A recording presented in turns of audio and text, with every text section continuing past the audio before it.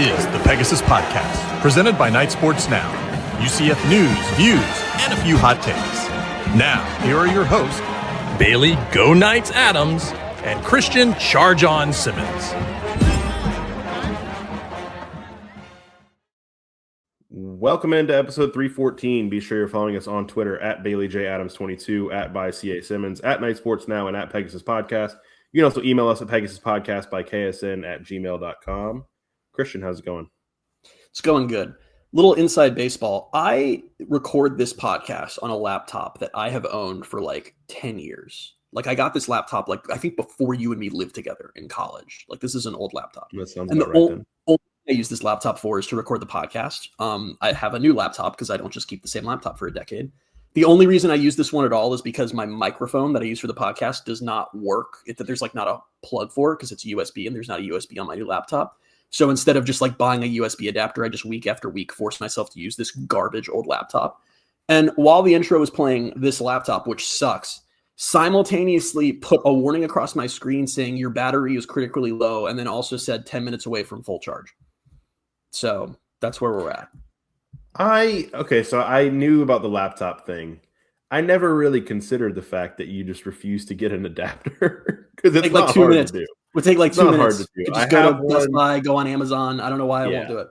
I have one that I use as like a backup sometimes when I'm not recording at my desk because the laptop I use like a Surface, so it doesn't have any of the ports. Don't know why we're still talking about this, but I have like for my job, I have a second screen, and then there's like the little like power bank thing that like it plugs into my second screen and my work laptop. So I also just use that. And it plugs my microphone into that thing, and so that's how it works with that. So, yeah, the adapter is a good idea, and I don't know why you won't do it. Because I don't think about it. Like we're gonna finish this podcast in about an hour, and I'm gonna go great show, man, and then close the laptop, and it won't be a problem again until next week. And nowhere in between now and then will I consider that I could rectify this annoying problem by having once a week. This is where sometimes like you'll tell me things like or like issues that you're facing, or like and I'll be like, I don't know how you're alive. Like it's just sometimes you say things and I'm like, man, that's crazy. An accurate summation of me. But you know who is alive? UCF in the transfer portal landed 15 new guys this week. Yeah, 15. Class. We thought going through all of them last week was a lot. There were more in between last podcast and this one. And I mean, I sent you the list yesterday, just like recap everything. And you replied, "That's a full podcast." And I was like, "Yep, that's all we're doing on the podcast is just talking about these 15 new players." Which I mean, I don't know. I am really kind of loving how this portal window. Well, and this can mean two different things, and I mean both of them. But I love how this portal window is going. One, because it's like constant news, and that is good for us as a podcast. And two, I think it's going really well for UCF. I'm really happy with how many holes they've seemingly filled. And the strategy they've gone into this with and the way they're executing their strategy, it just seems like it's all kind of going the way they've planned it out to. Yeah, I'm pretty pleased with it too. And I'm trying to, as we do every year and sort of fail, toe the line of understanding that we've done this a lot. We have a long track record of them getting a portal class and us going, wow, great class, and moving on. And I do think part of that is, and I know I've talked about that, this was particularly difficult to watch for the first couple of years of the portal because we didn't know how it worked yet, is like when the portal first started, and I think there's still shades of this now, is there will be situations like we'll go, hey, UCF needs offensive linemen. And back in the old days of college football, it would just be like, well, too bad they don't have those this year. That's going to be unfortunate. And the first couple of years of the portal would open and it'd be like, hey, UCF landed a tackle, UCF landed a guard. And we'd go, oh, great. That's not a need anymore because they landed those guys. And I do think there's still shades of that just you see names getting filled, and like I have like the 2 deep on my phone that I keep updating every time they add someone. Like as it gets filled out, you just start to go, oh great, they filled it out. Quality of the players notwithstanding. This is going to be so fascinating once this portal class takes the field, because UCF's obviously gone super portal heavy. They're up to almost like 30 guys, I want to say, and I know they're still going to have to add getting into the quarterback. And it's going to be so interesting because it's just so polar opposite of the classes that Gus built here. Now, Gus, obviously, like I don't want to act like, because obviously this class is, if you don't know what we're talking about, is almost entirely made up of high production guys from G5, FCS, Division II, those level of guys. Gus always had that. It wasn't like they didn't go after that, but it was a lot more like 60-40 with Gus, the 60% often being more like P4 backups or even like some high production P4 guys who, were at that level initially. I know that we always talked about the jokes that weren't really jokes that Gus was very obsessed with. If someone had been recruited by an SEC program, that meant they were very good and he wanted those guys. And listen, I'm not going to like turn around and laugh at how stupid that was, because at the time we thought it was the right call and it didn't work. But this is going to be it feels like UCF is kind of trying to build a group of 5 all-star team is what this seems like. They are just almost exclusively going for guys who are at lower levels and performing very well at that level and gambling that when they move up, that production will continue.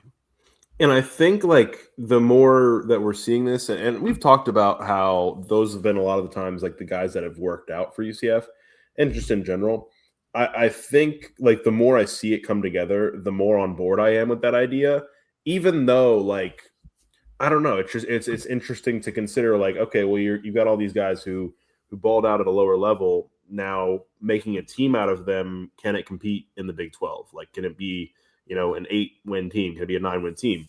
And I don't see why not. Like it just because of the track record of guys who have come up from lower levels, who have proved themselves at lower levels, it has often translated pretty well. It's just, this is going to be a wider spread look at that. Like they have almost a full team of these guys rather than like, okay, we're plugging some holes with these guys.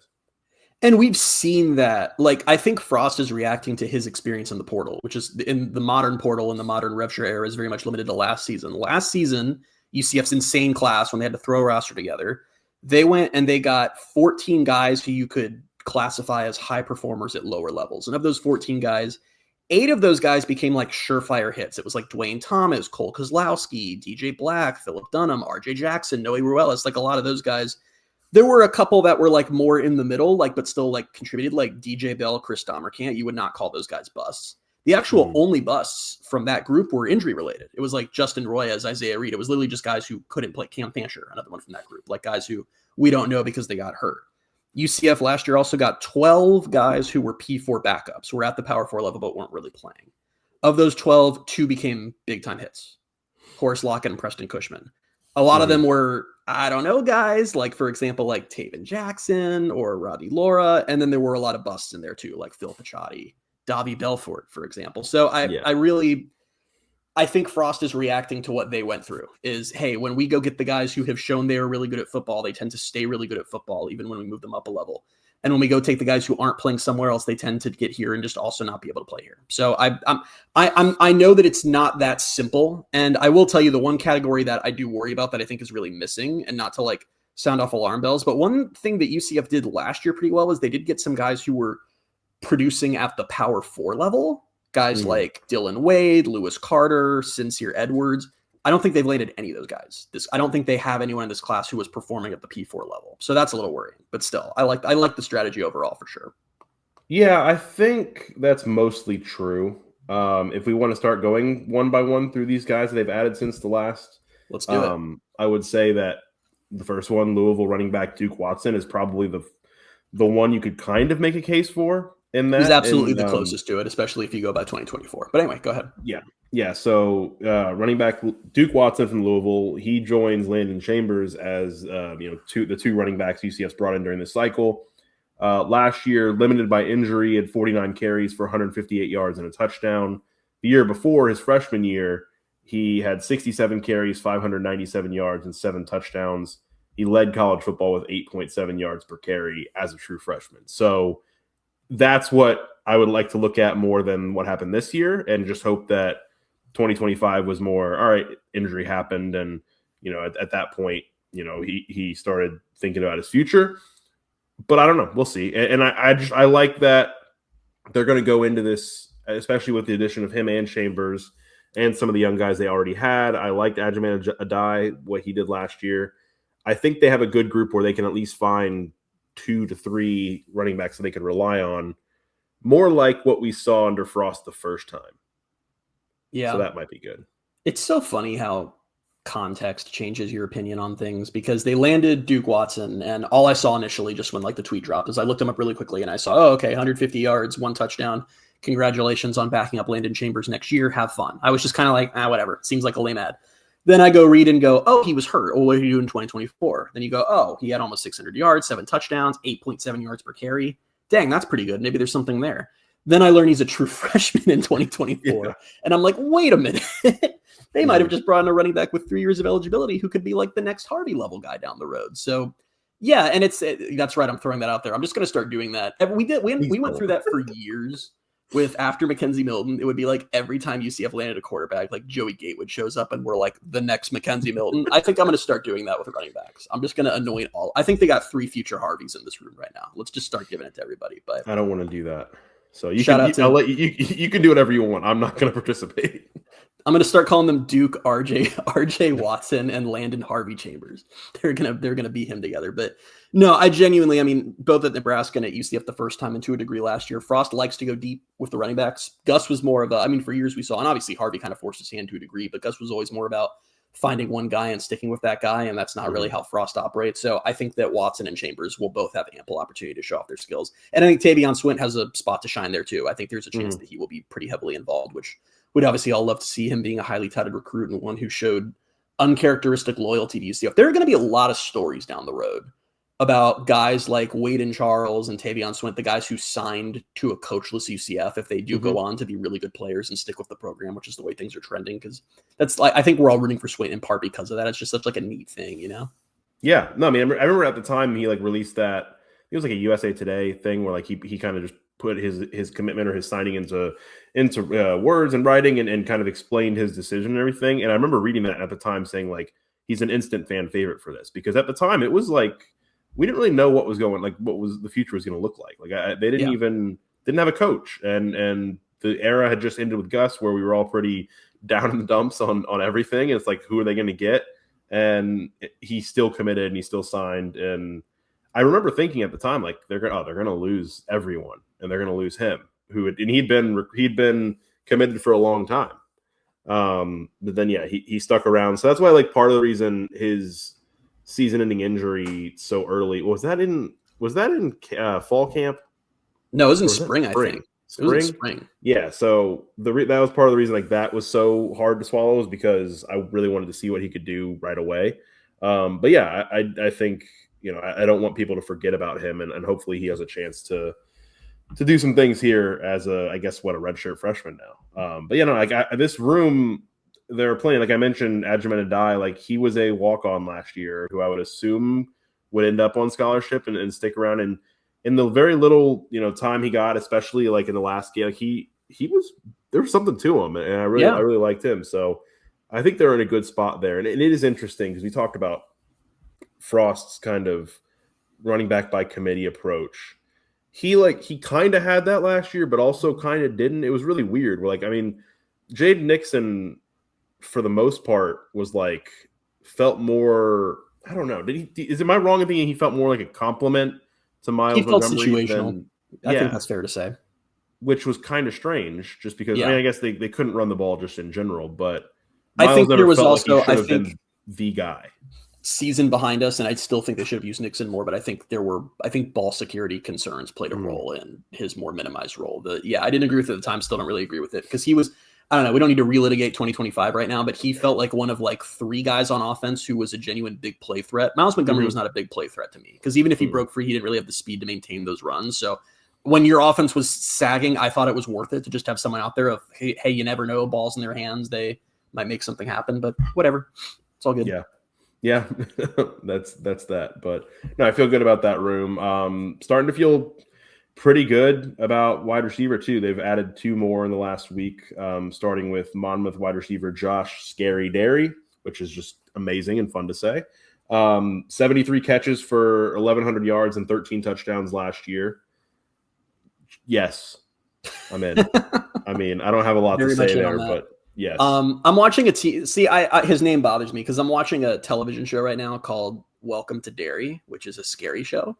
And I historically don't have a good track record with scary things. So like dealing with that show and then having a guy named Scary Derry show up on the team is like kind of a lot for me to deal with at once. But yeah, I think that is obviously an excellent addition. These are the guys that I am a huge fan of, guys who have years going back of very high level production, like across college football, that especially skilled guys like that very good track record of those guys moving up multiple levels or one level and being very successful. So I'm feeling that felt like a great ad. That feels like a low risk, high reward ad of Josh Derry. I think that's huge.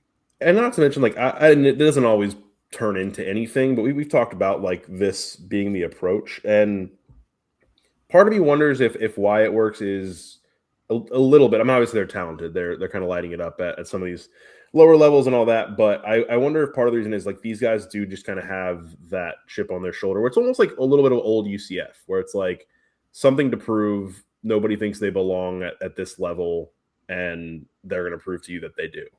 I think that there's something to that. And I don't know. I think it fits this program really well.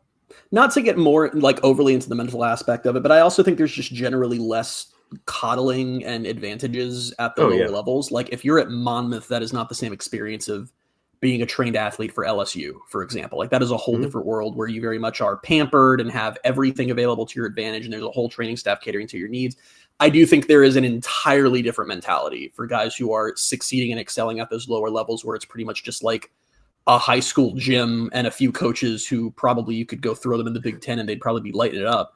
I think there's something there to that. These are the guys who love ball. Like that's it. Like we've talked, you and I, just in the past, just in general, about like the idea of out of high school being like, yeah, all my friends are going to go to whatever this big school and all this. I want to keep playing football, so I'm going to go D3 or like D2. Yeah, it's like that takes you have to love the game and really want to have that drive to keep playing because it's not easy. Like it's probably not fun for most of the time, but then you do what you do. You grind and you get to this point where, hey, you have about, I think is his last year. He has a year to prove himself at the Power 4 level in the Big 12. And I don't know. I think that's very cool. And it's not to say that the guys who do go to the big schools like don't love football and don't love the game, but I think it's easier, I think, to kind of also fall in love with the status and everything that comes with it, especially, I mean, in the NIL era where now it comes with a lot of money too.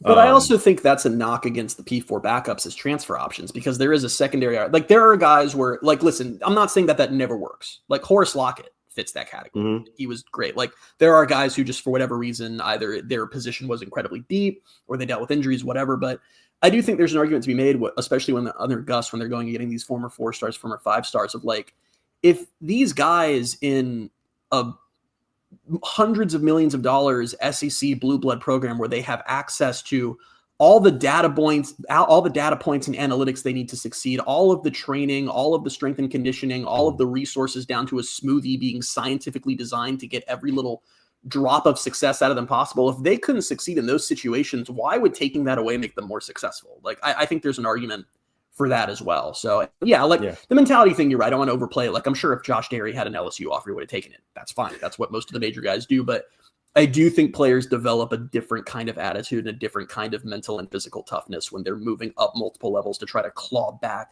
I mean, we all know people like friends in high school who were athletes and, had like D2 offers, D3 offers, and were like, no, I don't want to go to this stupid school in the middle of nowhere, so I'm done playing sports. If you're listening, that might apply to you. That's a pretty common phenomenon. And my cousin went and played JUCO football in Kansas. This is the thing. These are the guys who are like, no, like there's just a different mentality and drive to that. And when you've got these guys who are performing and balling out down there and able to move up, those guys tend to have a different kind of work ethic, different kind of attitude on the field. Yeah. We just put a lot on Josh Derry. That was really like more just all the guys they're signing. Like, yeah, no, I meant to say it more as a general, but it did come up with his background from Monmouth. But there's another guy, another receiver they've added from Louisiana Monroe, Jonathan Slim Jim Bibbs, which we're just going for the all name team. Like Slim Jim Bibbs is incredible, man. Like I'm feeling good about where UCF is right now. I think this could be a fun year, and we'll obviously have months and months and months to talk about, what this year could be. I think right now they're at least, even if they aren't that good at football, they're positioning themselves well to have some of the best names in college football. So I agree. And whatever really, that's worth. Kind of like how when they're bad and I say, well, at least the uniforms are good. If they're bad this year, I'll be like, at least the names are awesome. At least they have Slim Jim Bibbs. And Slim Jim Bibbs, who committed to North Carolina and was going to UNC, flipped his commitment and actually ended up signing with UCF and has some pretty favorable things to say about Scott Frost compared to Bill Belichick, which I feel like is always a... UCF beats Belichick in North Carolina again. Brutal. Also beats SJ2E since now the athletic director at ULM. Oh, yeah, ULM is UCF is taking out all their old I don't know what the word is there. Connections. Yeah. Bibbs had 26 catches for 383 yards and 3 touchdowns in 2025.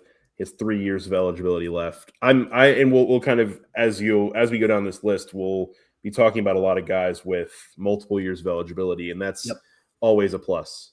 It makes it so. I mean, again, I don't know. I was going to say something, and then I remembered how college football works now. Like, it doesn't really mean everything the way it used to. It's working a little different, though. Let me tell you, things are working bit by bit, year by year, day by day, at the pace of a very slow snail. Schools are learning and slightly changing how they do things as the rules catch up, or as they catch up to the rules, I should say. And one thing that's different this year is how, and I don't know if UCF has done this. They may not at all, so this might be totally irrelevant to them, but there are little sort of quiet murmurings out there about how schools are structuring contracts a little differently now, and how some schools are signing players to multi-year deals. Instead of it being just, thanks for coming here, here's money, hope we give you more money, you stay. Players have buyouts. There are a couple situations out there like that right now. You just watched the whole saga. If you don't keep up with college football, we just had a hilarious instance where Washington's very good quarterback announced that he was hitting the transfer portal. And Washington, because of like LSU was tampering or whatever, and Washington had to come out and go, you signed your contract, so you're going to owe us millions of dollars if you go to LSU. The player's agent then drops him and goes, no, I don't want anything. I'm out. Goodbye. And then like a day goes by, and then the player posts a heartfelt, probably ChatGPT message on Instagram about how excited he is to run it back at Washington. He's like, actually had a change of heart, and I want to stay at Washington. I had a change of heart when I realized I'd owe you $4 million if I left. Brendan Sorsby goes to Texas Tech. He's stolen away from Cincinnati. But the good news is that Cincinnati's getting $1 million because there was a buyout clause in his contract. And the Athletic reported that they're being owed $1 million. And I guess what's happening, the Athletic said in a lot of these situations, is that what's insane is apparently the players are generally responsible for the buyouts, because if the other school pays it, like if Texas Tech paid Cincinnati, that actually counts as a hit on their rev share cap. So the players have to pay it. And I guess what's happening in a lot of situations are the player and the players' representatives and the school are sitting down and like finding a number in the middle, which is kind of the way it works for coaches too a lot of the time. But that's a different era where schools are now being compensated financially when they lose their star players, which definitely takes some of the edge off. And also they're signing players to multi-year contracts, which makes guys with multiple years of eligibility more valuable. Like I said, I don't know if UCF is doing multi-year contracts or not, but that does make a difference. You hope that they are, because the point that I was going to make is that like the more of these guys actually that turn into hits and that have multiple years of eligibility, typically, hopefully, in a perfect world for UCF next year, the less shopping they'll have to do in the portal next season. And it won't be like every year you got to bring in 30, 35 guys. Yeah, I don't think that's the plan to do this every year. I think they are trying to, they're trying to sort of toe the line of, they are clearly trying to build a winner for next year, because I understand that that is an absolute necessity given where the fan base is at. But also trying to build for the future, like, bringing in 14 safeties, for example. I like the approach. Like, I mean, we'll keep going on the guys here, but I'm pretty happy with the business they've done so far. We talked a lot last week about obviously Alonzo Barnett, the third quarterback, and some offensive linemen they brought in. Talked about some offensive players to flip over to the defense now. Starting up front, Akron edge rusher Bruno Dahl, 44 tackles and 4 sacks, 10 tackles for loss, and an interception last year. Was third team All MAC. And again, this is one of those where it's yes, like he's got 2 years of eligibility. I'm all for it. And this you need man went on the outside. Yeah. This man went from Germany to Akron, Ohio. Put this man on the field for UCF. I'm thrilled about Bruno Dahl. He's probably going to beat out Sincere Isaiah Nixon for a starting spot. Let's be real. That's probably coming. I'm thrilled about Bruno Dahl. That's the exact type of transfer edition I love. And he goes from Germany. Now he goes from Germany to UCF. We got Paul Rubelt out the door. The German connection stays strong here at UCF. I feel like I can't escape it. The Magic are playing in Germany this week. I feel like it's everywhere. Yeah, it's wild. But yeah, UCF is maintaining. Not only I forgot. I should have mentioned this to you before the podcast. You saw UCF also signed one more high school player this week who is from Hawaii. So Hawaii is back on the menu for UCF apparently. So. Yes. Don't worry, UCF fans. A Hawaiian player and a German player will be on the team this year, thus fulfilling the prophecy that UCF for some reason has locked itself into 6 years ago, 7 years ago, whatever it was. But yeah, jokes aside for Bruno Dahl, and I know we'll talk about it with another guy here too, is I like having Sincere Edwards and Isaiah Nixon. Those are both good guys. It's a big deal they kept both of them, particularly Sincere. I think we saw a lot of great things from him before he got hurt. they needed to add depth there. In fact, I think like Isaiah Nixon in particular, I don't think he's necessarily proved himself as a full-time starter yet. And it would not surprise me if he is not that this year. They needed a group of guys they can rotate, particularly because it has been a long time since I felt as uncomfortable about the edge rushers as I do going into the season, because they've just had such a long track record of like Nigel E. Kelly, Malachi Lawrence, Tremont Morris Brash. Like it's been a minute since Celiscar. Like it's been a minute since they've had to truly reload here and not quite know what they have. So adding a proven all MAC guy who seems to just be a straight up football player, love that. I think that's great. Yeah, and I mean, not to mention like you lose Nigel Leak, you lose Malachi Lawrence, and another depth guy from last year, Jamal Johnson. He also hits the portal. Yep. So you're replacing, not only are you replacing your starters, but you're replacing depth too. So yeah, they went pretty hard this week on kind of, well, a few of the edge rushers and then some D linemen, but brought in another edge rusher. This was on Monday, former Florida State edge rusher, LA Jesse Harold. He was a top prospect. I think he was I think 247 had a 5-star. I think he was a composite 4-star last year. Originally committed to LSU, flipped to Florida State, just didn't really see the field much in his first year. So he's got 4 years of eligibility. I think this is maybe more of a speculative ad. It's a bit flies in the face of the strategy we talked about where they're going after proven guys. But I don't know. I don't really, sometimes the timeline confuses me and I don't know. But I think UCF was a little bit involved in his recruitment. Obviously, he was a highly rated recruit. I think they were interested in him. Don't think they were ever going to land him. But this is something where kind of circles back. He's from Tampa, I believe, so fairly local.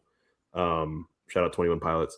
I was about to do it, man. I was literally about to do it as soon as you were done talking. Go ahead. But yeah, so he's also added here. And does that sound like, is that unfair to say it's like more speculative than? No, that's exactly what this is. I don't think this is an addition of a guy who has virtually no experience at the collegiate level and going, yeah, he's going to come in and start or be a major impact player. There are probably just some things they like about him. There might be some stuff on his high school tape they like. They might like his measurables, and it's worth it because they had to build depth out for that room. And honestly, as you keep adding names to D-line, it's like you're not going to be able to keep getting starting caliber guys because they're going to look at who you're adding and go, well, hold on, where am I going to play here? You got Horace Lockett. You got another guy we're about to talk about. Like, you got RJ Jackson. So I think that it's fine. Like, I don't think that I want to be clear that I think what UCF has run into a little bit in the past is the moving to absolutes of moving to, well, it has to be this because this didn't work. It's fine to go after a few speculative guys like this, guys who you don't know if they're going to turn anything. They're formerly highly rated. There's some stuff you like, bring them in, see what happens. When it's a position like the interior defensive line, which is like probably pretty set and they probably have what they need there. Yeah, that's fine. I don't have an issue with that. Or he's an edge rusher, excuse me. Yeah, I keep saying that. I keep talking about I think from what I read, he can play both odd and even fronts. So like he can play off the edge. He can play kind of kicking inside. So I think there's a little bit of versatility there. They probably like his traits. And yeah, sometimes with stuff like this, and I don't know, I mean, this is more speaking, I guess, anecdotally than anything, but it didn't work out. But sometimes it takes a guy finding the right spot for him. And maybe this coaching staff or this situation that he's in now will allow him to tap into that potential that he clearly had or has. So yeah, we'll see. We will never say his name again on this podcast. And a year from today, he will transfer to Jacksonville State. We just don't know. If that's the case, it'd be sad to not mention his name again, because again, his name is LA Jesse Harold. We're just adding all the cool names. So good name class, great name class. And then let me pivot right over. No shade to this guy, but let me pivot over to Thomas Collins. That doesn't really fit the bill for the all name team, but Oregon State defensive lineman Thomas Collins, 30 tackles, 4.5 tackles for loss, and a half a sack last year. Multiple years of eligibility. This is a lot. I mean, the next few guys we're talking about, like it feels I can breathe a little bit again now that they have some depth on the interior defensive line. Good depth. Really quality depth. I mean, both of these guys are guys who on paper you feel like could be in a position to maybe not start, but I don't know, maybe start and contribute really well. And they're just the perfect rotational pieces for what they have in Horace Lockett and RJ Jackson. I feel this is like so not supposed to be the takeaway, but like I feel really bad for Oregon State. Like very recently a Power 5 team, and they were one of, there are casualties when realignment happens, and Oregon State and Washington State were those casualties. And they've kind of just been strip mined by power conference teams over the last couple of years. UCF is playing a role in that and welcoming some guys who were once at a Power 5 school back to the power level. So, yeah, It just feels wrong. I don't know. It doesn't feel right to me that those two schools are not part of the group anymore. Well, spoiler alert, more about to get dropped in the coming years. So buckle up, everybody. It's going to happen again in 2030 when the contracts expire. The other guy we were referencing there was Tennessee defensive lineman Josh Shell. He had 35 tackles, 3 tackles for loss, and 2 sacks 2 years ago at Grand Valley State. Transferred to Tennessee last year, didn't really crack the rotation. But I think, again, a solid depth add here. And I can honestly just pair in here Arkansas lineman Ken Talley, who has been, I think this is his 4th school, has not really played much. But, again, it's another body. It's depth that they need. They needed guys in that room. So I'm not going to scoff at it. Kind of like what I said with O-line last week. It was like, I'm not going to be like, oh, I wish they hadn't brought this guy in at the position of need. Like, who knows? I absolutely scoffed at Ken Talley. I'm going to level with you. Absolutely scoffed at Ken Talley. I have a question for Josh Shell that's important for future conversations. Because I want to really track how this. I've been sending you some of them. I've been going back through like every transfer class and grouping guys and then like logging how they did to like try to figure out some hit rates. Yeah. Is Josh Shell P4 backup or lower level guy who produced? That's a good question. I had the same thought, and I don't know. I don't know because he's both. He was a backup who didn't play at Tennessee last year. Is there a new third category of both? I'm just going to call it the Josh Shell category. He's going to be the only one in it. There's no one else who's going to fit that category. Where it's like, second try. I don't know. Yeah, I don't know. I think what I'll do is I'll just let things settle, and then whichever of those categories him being in better fits my narrative, I'll put him there. Perfect. All right. Yeah. All right. That's always how it was going to go. I like it. Okay, so that's it for the D line. Move to the linebacker level. 2 more linebackers they added. Old Dominion linebacker Jaleel Colbreth, 71 tackles, 9 tackles for loss, and 3 sacks last year. Should be his final year of eligibility now, as well as UMass linebacker Rashad Henry, 67 tackles and 3 tackles for loss last year. He's got 2 years of eligibility left. So thrilled. I again feel good. Now we have depth again at linebacker. And yeah. I'm assuming Colbreth will probably be your starter next to Terrence Lewis, but I wouldn't sleep on Rashad Henry either. And again, multiple years of eligibility. You did the Terrence Lewis thing again, and I Lewis Carter. Did I really do it again? Yeah. You know what's insane is I didn't do this once during the regular season. I know. That's why I don't know where it came from. Because I keep seeing Terrence Lewis's freaking name because I'm looking through old transfer classes. Oh, that's okay. So that's what it is. Yeah. Okay. But anyway, Terrence Lewis is not starting at UCF next year. I promise. Lewis Carter is starting at UCF next year. And I think Colbreth will likely be the starter next to him. Rashad Henry could take that role too. I love that Henry has multiple years left. I think Lewis Carter has another year left after this one too. So we might actually be in a situation where UCF, one of those rare years coming up next year where UCF doesn't have to like figure out who's going to start at linebacker. And that other little thing, they'll find a way. Lewis Carter's going to go to Ohio State or something.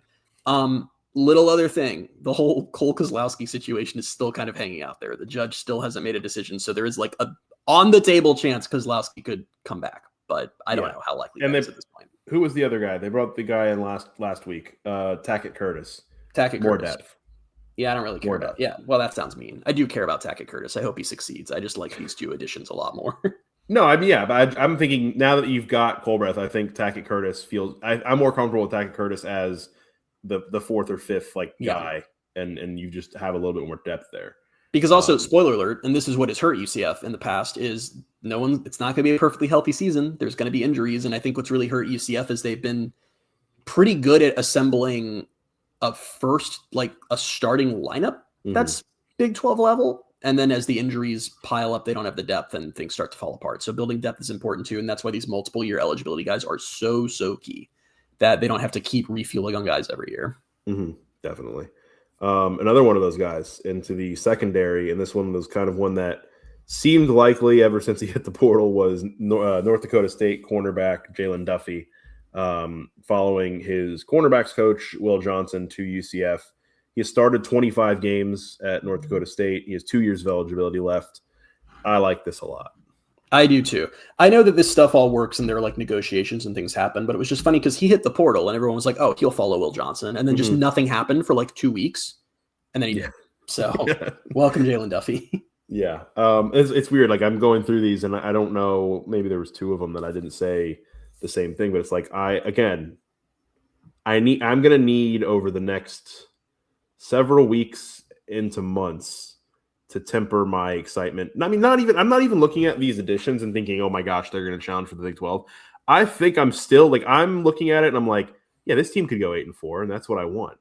I think the fan base would be very happy with 8-4, and they should. I think so, but I'm also like, I need to not get my like, I need to not just be like, all right, they're going to go 8-4 because. Well, I'll tell you, it's interesting because again, the portal market changes every year, and I'm happy that UCF has done what they've done and the strategy they've taken, because the problem, the feedback loop that UCF's caught in, that a lot of teams are caught in, is like they go do last year and they go, well, we didn't have enough money, but don't worry, we'll raise more money for next year. Then they go into next year with more money, but the money's exploded even more for everybody else. Like some of the going rates this year are nuts, like way ahead of what we were imagining. Like quarterbacks getting $5 million contracts, offensive linemen getting $3 million plus contracts, like stuff that UCF, and not just UCF, but like the vast majority of college football teams just absolutely cannot compete with. So like them assembling this class that we're pleased with against that backdrop, and that's measuring up pretty well compared to a lot of the Big 12, I'm good with that. And all you have to do, like all I'm looking for from this class, and I think they've done it so far, is just assemble a roster and assemble depth that can keep you competitive in every Big 12 game.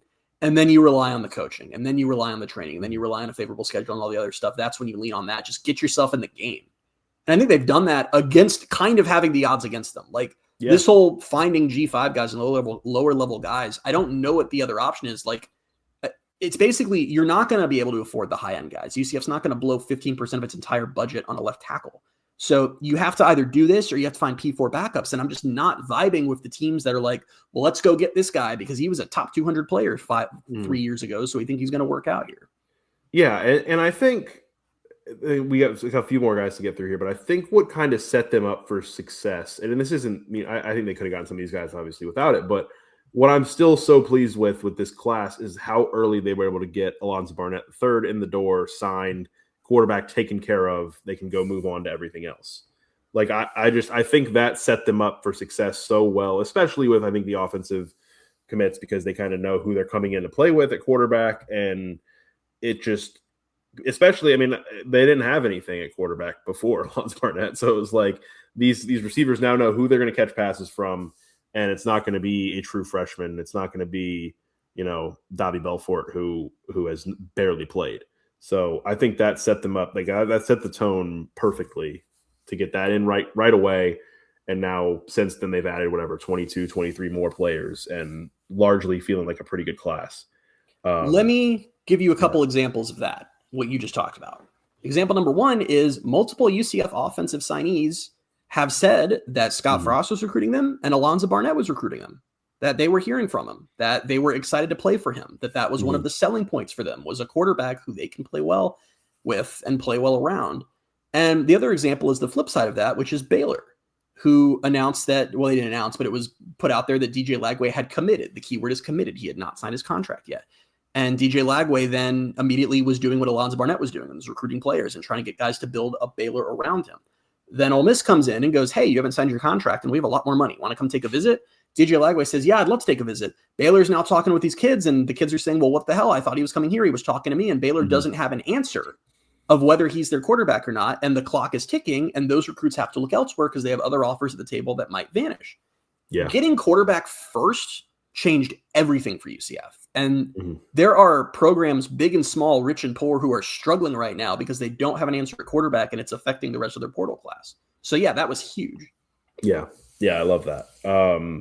I had forgotten that. I had forgotten that a couple of the players had said, I've been hearing from Barnett, which is always fun to hear. Couple more, and these are two more safeties. I don't remember. I think it was like 2 or 3 that we talked about last week. So this is, I think we're up to 5 or 6 in the class. Idaho safety Matt Irwin and Harvard safety Ty Bartram, who we'd heard more about. Like he was an early name that popped up around UCF. But for Matt Irwin from Idaho, 45 total tackles, 29 solo tackles, 2 passes defended last year, 2 seasons of eligibility left.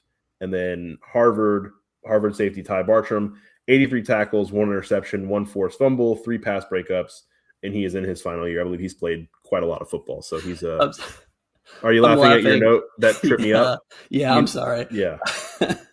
I put that was stupid. I put the notes together for this podcast, and for some reason for Matt Irwin, I put 2 seasons of eligibility with the numeral 2, and then below it wrote 2 seasons or 2 years of eligibility with the 2 spelled out. I just it's the same information formatted in 2 completely different ways. I don't know why I did that.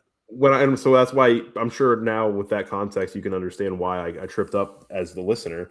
And I was trying to figure out if that meant he had used 2 seasons of eligibility and now has 2 years. I'm like, I'm not even thinking that you made a mistake, just thinking like, what did Christian mean by this? It looks so stupid in the app. It just says 2 seasons of eligibility, 2 years of eligibility, and one being the numeral 2 and one being TWO is insane. Like, why? Especially with all of the other ones, it all says. Actually, no, you kind of mixed them up. Some are the numerals, some of them were the actual words. So that's interesting. But yeah, 2 more safeties. I think we've seen like 15 safeties visiting / like linked to UCF, and every time we're just like, do they need more safeties? Well, I will tell, maybe they do, because I will tell you, just not just for safeties, but for DBs in general. Braden Marshall, Damari Henderson, Jaden Bellamy, Antoine Jackson, and DJ Bell are all out of eligibility after the season. So like they have to restock the room. And Matt Irwin, Jalen Duffy, Kamel Johnson, those are all guys with multiple years beyond this year. So they're restocking now, basically. So that makes sense. That does make a lot more sense. But yeah, no, that's it for the defense. We've got 2 more here to talk about. Wisconsin punter Atticus Bertrams, which is best name another in the class, addition to the all name team, and Texas kicker Will Stone. Another one of the best names in the class. It's a good one. Will Stone is interesting considering he has, I think, 2 extra point attempts to his name in his college career at Texas. He was mostly just the place kicker. So he is not mostly just the place kicker. The man was the place kicker. Yeah. Dude was a kickoff specialist. We were reading about him. He's been their kickoff specialist for like 3 seasons, 4 seasons, I think, actually. Like he spent his whole career just on kickoffs. Somehow accrued 5 tackles for himself. So like he's saved Texas. 8 total, 5 in 1 season. 8 total, 5 in 1 season. What the hell was going on for Texas special teams that season? But yeah, I don't know what the hell to make of this. The man has not even tried to kick at the college level. So I don't know. This is like so polar opposite from Noe Ruelas. I don't even know what. I don't know. He was formerly very highly rated. He was the number 3 kicker in his class. He was originally brought in to replace Cameron Dicker and lost the job and said, that's cool. I'll just do kickoffs for 4 years. And he opted out during the season to go do this and go try to be a kicker. So literally 0 clue what to make of this. Feels kind of insane to be relying on a kicker who, doesn't kick. When they landed him, I was like, okay. And I saw that he was place kicker. I'm like, well, all right, they're going to go out and get another kicker that actually kicks field goals. Doesn't sound like it, to be honest. We'll see. I hope I'm wrong. Doesn't sound like it. Yeah, Bertram's, though, the punter, pretty good numbers. He's averaged last year 41.5 yards per punt, a long of 54. The year before, he had a long of 74. Over the 3 years at Wisconsin, around a 43-yard average. Seems pretty much, I don't know. He seems better than any punter UCF has had for a few years now. Atticus Bertram sounds like the name you use for like a 90-year-old professor you make up for a movie. Also, like notch like in his favor, Australian. We love that. Yep. We love the Australian punters. He's also a unit. Atticus. He's also what? A unit. He's listed at 6'3", 237. He might. You know what? He might beat Will Stone in tackles this year. We'll just have to see.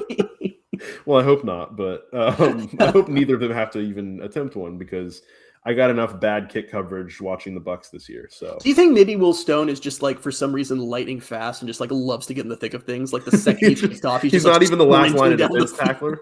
He's like I'm gonna be in the thick of it.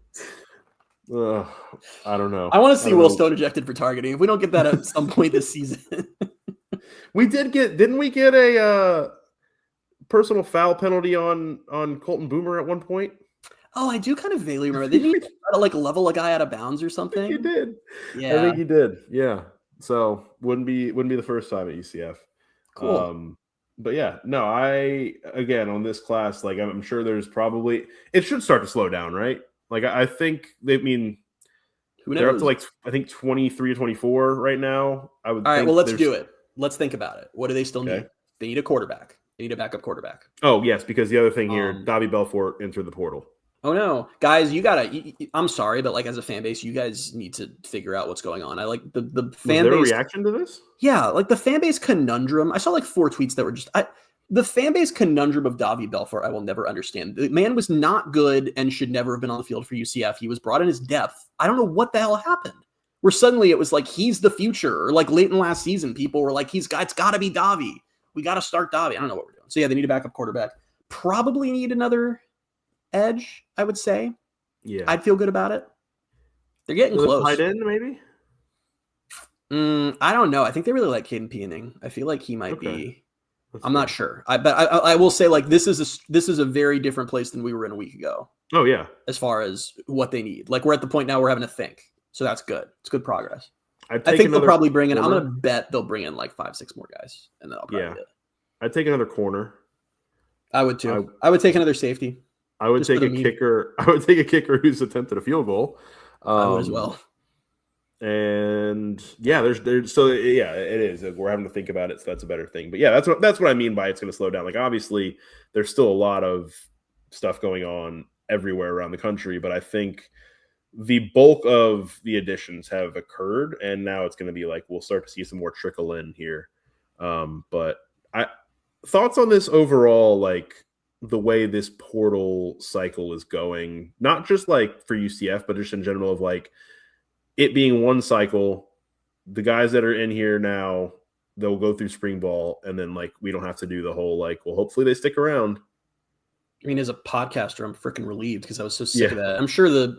I'm sure football staffs are relieved too. I mean, it was the whole issue was it was so frustrating. Like I joke about it being frustrating for us, but as a coach, especially when you're like Scott Frost last year, coaching guys and developing guys and trying to build relationships with guys and trying to establish your culture with a bunch of guys who aren't going to be there for the immediate season you're preparing for was an insane setup. And I'm sure there will still be weird one-off situations where like guys leave rosters or there's weird stuff, but like the unified portal window, it's also been like, it's not been fun for teams like Iowa State whose programs are gonna have to shut down, but it's been kind of fun. This being sort of like a free agency style window of just like everyone's out there and teams are building and just all kind of happening at once instead of being this like 6-month slog from like December all the way through June, basically, where we'd be dealing with this. I'm way preferring this. I love it as a podcaster because like we're midway through January and it actually feels like we have real things to talk about, and we're not like we're not already scraping for content. And I know maybe that'll change at a certain point in the off season, but it has kind of felt like an extension of the season to an extent, and a good start to the off season. And yeah, I mean, like the coaching players like that and then developing and then having them like I could never do it for a lot of reasons, but like if I was a coach and then the whole Chase and Johnson situation unfolded last offseason, I would have retired on the spot. I'm like, all right, I'm going to go into another like line of Frost probably considered it. That's just like that thing unfolding the way it did is crazy. And so, yeah. And the spring portal window was also because there were guys like Chase and Johnson. There were stars who would leave and it would piss you off. But what was also annoying is teams would like, it was basically like all of college football would agree to reshuffle its depth because most of the guys who'd hit the portal window in spring were guys who realized over the course of spring ball that they're probably not going to start. So they'd hit the portal, except everybody would do that. So it would be like 10 stars and then this giant pool of guys who aren't going to start. So all of college football would just like, put all the backups in a bag and shake it up, and then they'll just all pick new backups for their team. It was just such a weird.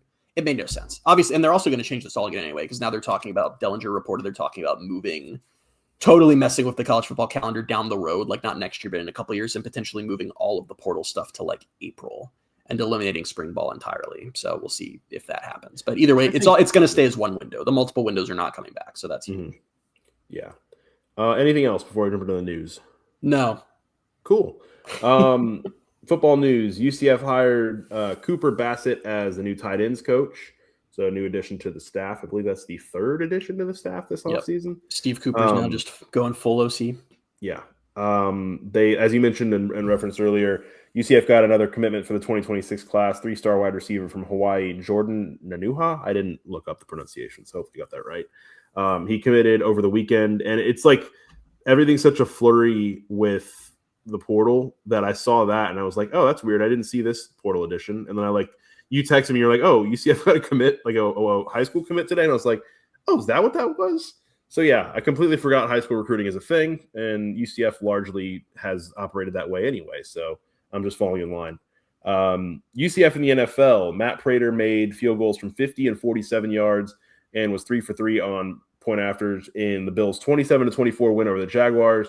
Gabe Davis caught 2 of his 3 targets, 14 yards, unfortunately left with what looked like a very nasty injury at the time, and it was later revealed that he had a torn ACL. So he is out for a while, and that's very unfortunate. The Bills do advance. They're facing RJ Harvey and the Broncos. I believe that game is on Saturday, if I'm not mistaken. Yeah, Saturday in the afternoon. So Matt Prater advances. I don't know what happened where Matt Prater was like hurt, because he mentioned it on last week's episode where Matt Prater was hurt. They signed Matt Wright, and then I'm watching the game on Saturday or on Sunday, and they're kicking a field goal, and there's Matt Prater. And I was like, well, wait. Where's Matt Wright? I was promised Matt Wright. Where is he?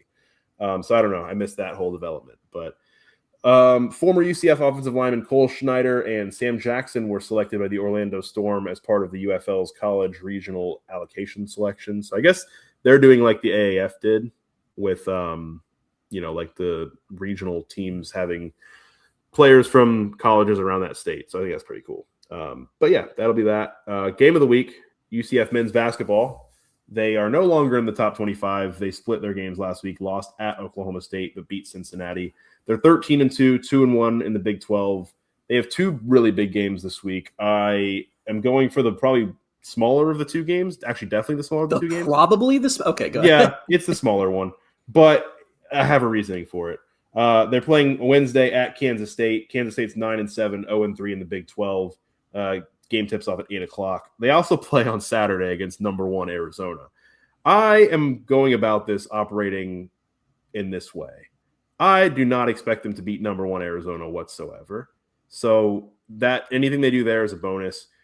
Kansas State's struggling right now. UCF is in a spot where they just need to get to that target goal of how many wins to get into the tournament. And you need to take advantage of a team that is struggling on the road. They're 0-3 in Big 12 play. This is the game. Like it's even like going into the season. This isn't the game that I would expected them to win, because K-State started off the season really well, and I have a scary sneaking suspicion that they're going to figure it out on Wednesday. I'm pretty worried. Road games are tough in this conference. Yeah, this is the game that I'm like, of the two this week, this is the game that UCF needs to win. Do you know who they play after number 1 Arizona? Isn't it like number 3 Iowa State or something? Number 2 Iowa State. They play number 1 and number 2 in back-to-back games. And I personally cannot wait for them to lose to number 1 and number 2 and then have people in my mentions going, the Dawkins collapse is here. They didn't beat the top 2 teams in the country. Well, so that's part of the reason. That's part of the reason they need to beat Kansas State too. Well, devil's advocate on the flip side, while I'm with you, I don't think they're going to beat Arizona or Iowa State. If they win either of those games, they basically punch their ticket now. Oh, yeah. So for those are huge games for that reason. If you find a way to win, like, you're set. So that's pretty exciting. Yeah. It's gonna be fun. Yeah, it is. I know you tweet about it a lot. Like watching these games is legitimately torture. I really derive no enjoyment from it whatsoever. Like, it's just, and it's a basketball thing in general. It's a thing when I watch the Magic too, is like in football, I have a lot of time to contemplate what might come next, like in between plays, in between drives. Basketball, especially college basketball, there's just no moment to rest. It's just constant stress. And a close game is just like, there is no moment to relax. Like, you score, you go, great. You have about 10 seconds to celebrate that, because not even, because then it's like, I hope we stop. Like, it's so stressful. So it's very fun. Love basketball. Yeah. My favorite sport my whole life. And I just hate it. Yeah. More to come. Tweet of the week. Tweet of the week. If you're listening to this and you follow me on Twitter, you may think that tweet of the week is going to be about one of the billion Cincinnati-related hilarious things that happened when that team came here. UCF's former assistant coach, who reportedly, did some incredibly shady things to earn himself millions of dollars and steal Mustafa Cham to Cincinnati. Him getting into a verbal altercation with a fan and then losing. Mustafa Cham hitting a 3, blowing a kiss to the fans, and then losing. I've decided to lay off of Cincinnati fans this week. Not because I think they're good people. I don't. They're bad people. But things have gotten so bad over there that they're organizing a thing where they're all going to wear paper bags on their heads to the next basketball game. So I think they have their own problems at this point. So we're going to let them be. So tweet of the week this week instead. I'm actually going to give to a group of UCF fans, and I want to be clear that this is not punitive. This is not me upset with you. This is more an opportunity to educate, because I was very surprised by a number of replies I received on a tweet that I tweeted over the weekend. So the tweet that I tweeted, Bailey's looking confused. We had a text conversation about this. The tweet I tweeted over the weekend was, I pointed out that of UCF's 19 transfer pickups so far, 13 are players who are putting up big numbers at the G5 FCS D2 level. I said what I said on the podcast, that it feels like they're almost assembling a G5 all-star team, and it's such a departure from past strategies. When I tell you And Bailey, you even pointed out to me, when I tell you every single reply to this tweet, and there were like 20 plus of them, was some variation of it worked for Indiana, so it will work for us. And I wanted to talk about that because sometimes I feel like I missed the boat on stuff because I was so blown away that was what everyone's takeaway was of this class. And I wanted to say a couple of things on it. The first off is, as you know, if you're listening, I'm sure Indiana's about to play for a national championship. That is, them even being in the game is unbelievable. If they win the game, which they probably will, it's going to be one of the most tectonic paradigm shifts in the history of college football. It's going to be unlike anything we have ever seen. It is going to probably completely change the way many programs attempt to assemble their teams, attempt to hire coaches. I think Cignetti has ruined coaching for everybody because every new hire from now on, if you're not winning the national championship by year 2 at like Purdue, they're going to be like, get out. So really it's going to change. It's going to, guys, buckle up. It is going to change the sport in a dramatic way. I don't see the correlation fans are making between what UCF is doing in Indiana. I want to be clear that Indiana did not go mine the G5 to become what they are. Their Heisman winning quarterback came from an ACC school in Cal, former Pac-12 school. And a lot of their playmakers, because the whole story point has been, they don't have stars, and that is huge. But like a lot of those guys were with Cignetti at James Madison, and he didn't go mine and find these guys. He took the core of that team with him to Indiana. The real comparison for what Indiana's done would have been if when Frost left UCF in 2017, the modern rules were in place. And he took Mackenzie Milton and Adrian Killens and Otis Anderson and Greg McCrae and Gabe Davis and all those guys to Nebraska. And Nebraska obviously probably would have been very, very good, potentially even a national championship level team. That's more the comparison. So like, I'm happy with what UCF is doing. I'm thrilled with how the portal classes come together. I don't know where it's not really what Indiana did. Like, I feel like we should try to be like the one fan base that doesn't turn next year until we've got to do what Indiana did, because that's not what UCF is doing here. Hope that makes sense. And as you mentioned, like what surprised me was it was everyone's takeaway. I don't know if like some people were reading other people's replies and just rewording it. I don't know, man. It almost felt like the AI replies you get on Twitter nowadays, where it's like just rephrasing the original tweet and saying the exact same thing. Because a lot of them, they were saying the exact, and it was just, I don't know. The other thing about Indiana that people are missing is Indiana spent a lot of money on this roster. Like, this was not a cheap team. Like, this is not the Moneyball story of college football. Like, it's more, what's going to change is there has never, ever been a program like this that is coming in with very little, like, high school star talent that is going to go and now win a national championship. But if you go look at the top 200 NFL draft boards right now, for all of the playoff teams, or for all of the semifinal teams, Indiana has the most projected draft picks. Like, they're not like some plucky nobody team. They just evaluated really well, and James Madison had a lot of really good players who followed Cignetti, and that's in the mold of Frost. That all sounds like 2017 UCF. 2017 UCF had a ton of NFL draft picks, so like I think UCF fans should take solace in having a coach who has a similar ability to mine talent, but like G5 All-Star team ain't what Indiana did. Like, that's not what that roster is at all. That was Cignetti bringing his guys and then taking the lots of money that Indiana has, and also just being an incredible coach. Cignetti is a wild coach. Not to go on an Indiana tangent, but like one of the things that Indiana, maybe the main thing they do well that's led them to this point, and it's just coaching. I don't know how they do it. Is it's like a mistake-free team. Like, they just don't make mistakes. They commit almost no penalties. It's insane. It makes it is so hard. Like, because that's always the thing about football, and that's what makes college football so fun, is like you can have the most talented roster on earth, but at the end of the day, you're putting a 19-year-old out there in front of a few million people on TV, and it's like, go perform, and dumb stuff happens, and that's college football. But for Indiana, just the dumb stuff doesn't happen. So it's just a very different situation. We need to really pump the brakes on the narrative of UCF's following the Indiana playbook, because that's just not really what's playing out here.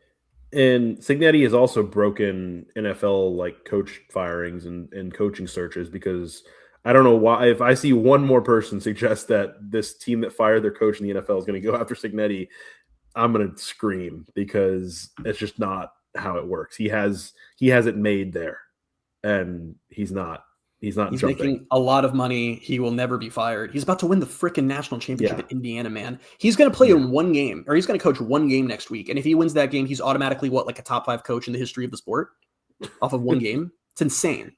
I don't know. We don't have to keep going on, but his story is awesome. Like, his story is so cool. It's incredible. It's like, incredible. I remember hearing his, like, they did it, must have been last year, maybe, when was Indiana. I'm sure Indiana was on game day at some point last year. I know they did one of their like in-depth stories on his background and his journey to Indiana. And yeah, he just got a really cool story. So Anyway, that was Indiana has given the nice part about it. Sorry, let's just keep Indiana going because we're almost at an hour. I have 20 seconds. The nice thing about Indiana is this season, and really the last 2 seasons for them, will give perpetual hope to virtually every college football program, because when Curt Cignetti took over Indiana, they were the losingest program in the history of college football. Then they went 11-1. Now they're going to win the national championship and become the first college football team since Yale in the 1800s to win 16 games in a season. So now every fan base gets to think, hey, we're one Cignetti away from being that. And that's cool because hope is what it's all about. See, that's cool, but I think that's also a bad thing because that's just. I don't think it's a bad thing, and let me tell you why. I'll tell you who it's a bad thing for. It's a bad thing for Gus Malzahn.